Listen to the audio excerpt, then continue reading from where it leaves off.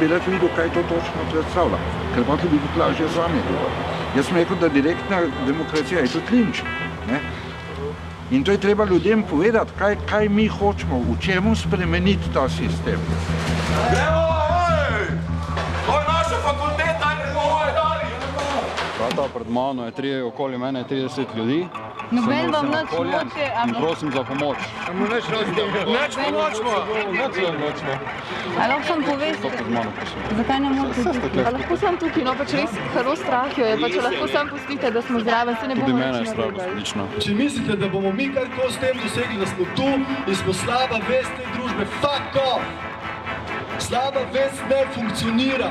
Zdaj je čas, da gremo v ofenzivo.